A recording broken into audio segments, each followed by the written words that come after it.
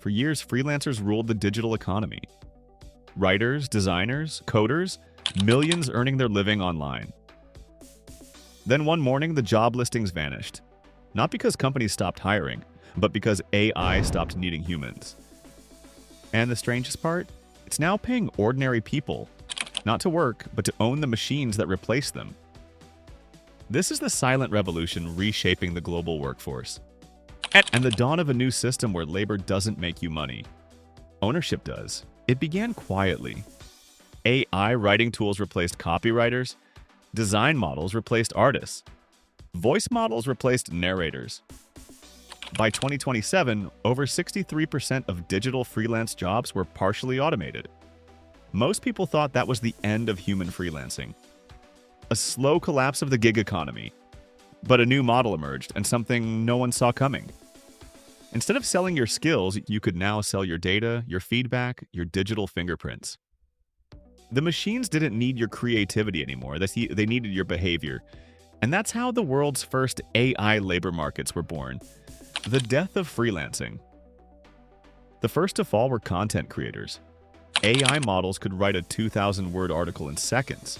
Faster, cheaper, and good enough. Platforms that once hosted millions of freelancers collapsed overnight.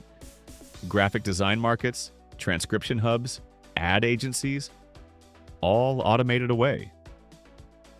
For a while, humans tried to compete, lowering prices, working faster, integrating AI tools.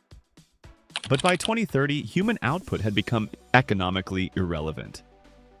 That's when a new idea began circulating among tech elites.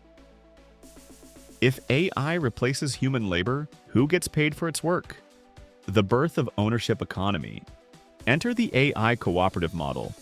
Instead of renting your time, you rent your personal data to train AI systems.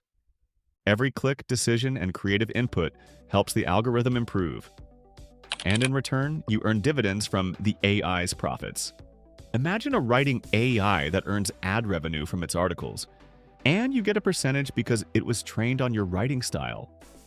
It's not freelancing, it's algorithmic equity. You're no longer the worker, you're the training data owner. The rise of synthetic freelancers. The shift began with companies like NovaWorks, a decentralized AI network where synthetic freelancers performed jobs once done by humans. Logo design, marketing copy, video editing. Each AI agent was owned collectively by thousands of users who contributed microdata, preferences, corrections, and feedback. The more you interacted with the AI, the smarter it became. And the smarter it became, the more it earned. For the first time, people were making money not by creating work, but by teaching machines how to work. The feedback economy. Soon, platforms like Echoloop turned emotional response into currency. Here's how it worked. You react to an AI's output, like, dislike, adjust tone, and the system logs your feedback as a data asset.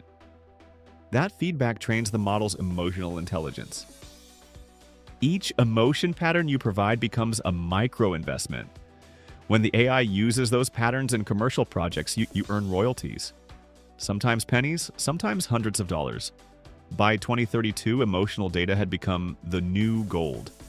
People who once freelanced as copywriters were now AI trainers, earning passive income from algorithms that spoke like them. AI as your employee. As automation accelerated, a strange new profession emerged. AI entrepreneurs. Instead of selling their own skills, people began building AI clones of themselves. Digital workers trained on their habits, voice, and thinking style. You could rent out your clone to perform tasks for clients, writing scripts, generating ideas, designing campaigns while you slept. Every job your clone completed earned you money. You didn't work for AI anymore. AI worked for you. The great workforce supply. By 2035, society divided into two groups. Operators, people who own AI assets. Consumers, people who simply use them. Operators built portfolios of automated agents, each generating micro-revenue streams across industries. freelancers had effectively evolved into AI landlords, owning machines that performed digital labor 24/7. And the richer you were, the more AIs you could own, train, and deploy. The wealth gap widened, not by effort, but by algorithmic access. The paradox of effort. The irony was brutal. The better the AIs became, the less humans had to do, and the less valuable human creativity became. To stay relevant, people started branding their emotions, experiences, and voices as unique data signatures. Some sold exclusive rights to their humor, empathy, or storytelling patterns. Others licensed their thinking algorithms for corporate training. Human personality became intellectual property, a resource for machines to emulate. You weren't a freelancer anymore. You were an emotional data set, the AI dividend.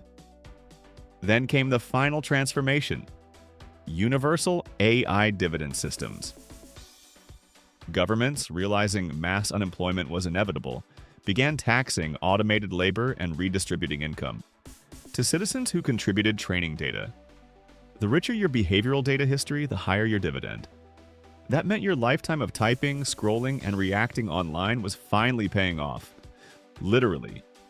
But the system had a dark side. People began chasing data engagement. Like a job, feeding AI's emotional and creative input daily to keep earning. Digital burnout replaced work burnout. And once again, humans were working, just for the algorithm this time. When AI chooses the freelancers.